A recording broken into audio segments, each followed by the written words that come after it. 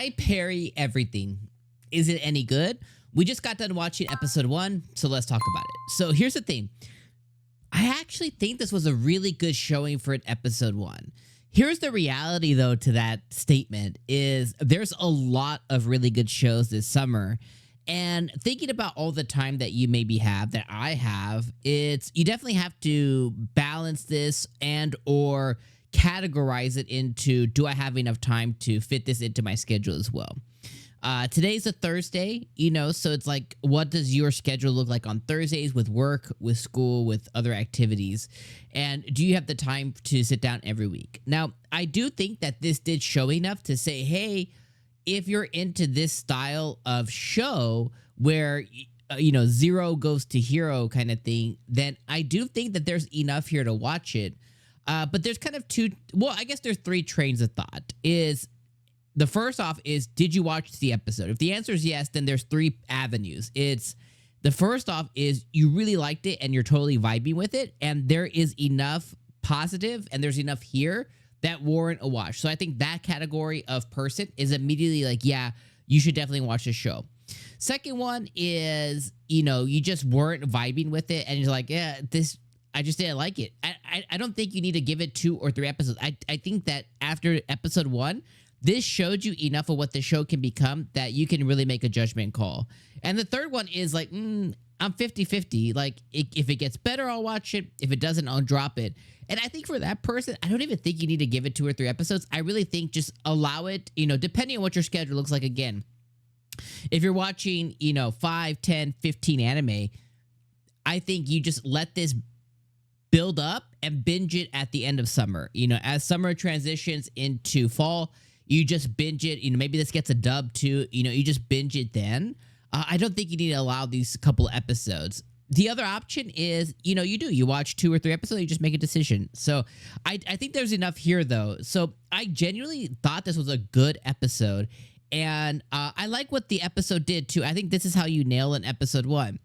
It came out the gate, and it was like, okay, we have this character, Nor, right?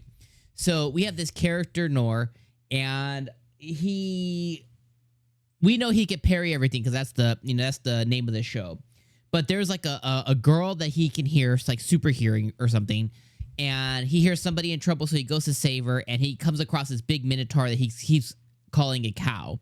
Reason being is he's completely ignorant to the world because he's never really experienced the quote-unquote world.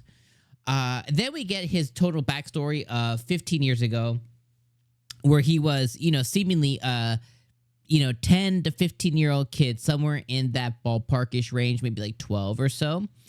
And we get to see like 15 years ago he just kind of lived in like this little prairie little house. He had a dad died. We don't know how. Mom got sick, mom died, and then he finally left that place. Apparently in his town and or maybe just his household, there's like a big barrier. So maybe dad was, super powerful at some point. Hard to say again, but it looks like there was like a serious barrier outside of his home. And he finally left there and, he went to try and be an adventurer. He failed. They have adventurer schools in the main city where basically if you want to be a cleric, if you want to be a wizard, if you want to be you go to this school and you learn from, legendary teachers. And he went to every single school and he failed everything. The only thing he could find out was basically he was able to accomplish like level 1 of everything, but never actually get a skill. The only skill he got was his parrying skill. And bro ended up, failing, and he went back home. And then he spent 14 years in salt by himself. Like, I'm telling you, like, he spent all his teenage years and, like, his 20s alone. And that's, to me, that is, I don't know if I want to call it psychopathic, but it's a little wild. It's a little crazy. Like, think about 14 years by yourself. Like, I'm talking, like, maybe you got an animal friend or 2 or 3 or something like that, like goats and shit. But, like, he spent 14 years alone. That's wild. So now this man's 25 to 30-year-old, somewhere in that ballpark range. Virgin dude, first off, unless he effed a goat or something. Virgin dude. Finally going out into the city to try again. But that 14 years in solitude piece is wild to me. Like, that's a long time to just be by yourself. And he just practices parrying and his little level 1 stuff every day. And on his sheet, on his skill sheet, he goes back to the adventure stuff and he fills out all his skills, and it's all just basic shit. The thing with him, though, is he practiced all the basic stuff every single day without fail for over a decade, which is wild once again. So you have to imagine at this point, he's like pinnacle of all those things, which is probably going to play into his OP-ness later on. And his parry is like, you know, looks like he can stop a dragon at this point. And then the episode goes back in and it takes us back to where the episode started. Really, really nice touch. I like when episodes do that, you know, especially like first episodes. And long story short, he ends up facing this Minotaur and he saves the girl. And he thinks that he just fought a non-demon cow. But the reality is, it looks like bro fought a Minotaur and won and saved Lady something. I don't know if she's a princess. I don't know if she's like a duke's daughter. I don't know if she has high importance because she had a baby army with her, a little brigade of army, and they all died. But he saved her. And then she was like, "Who are you, Mr. Savior?" He's like, "I'm nobody important. I was born in the darkness." And then he just walks the F away. So I like it. You know, I like it. I think there's enough here.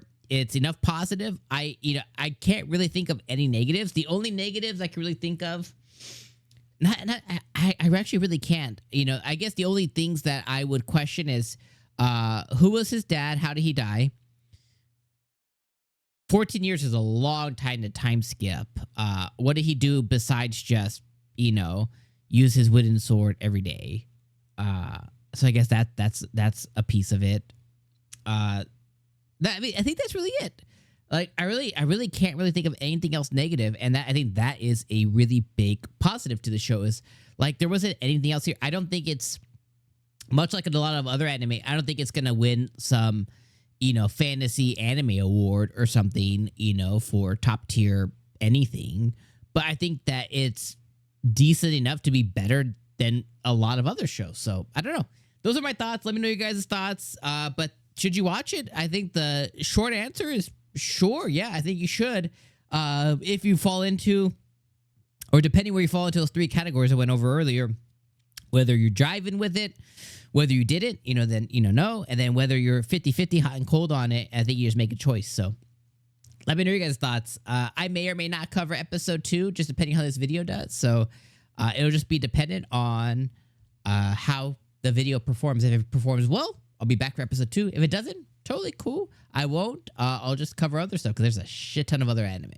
All right, my friends, it's been real. I'm going to see you guys for other summer anime as I continue to watch episode 1s and stuff. All right. Peace out, my friends.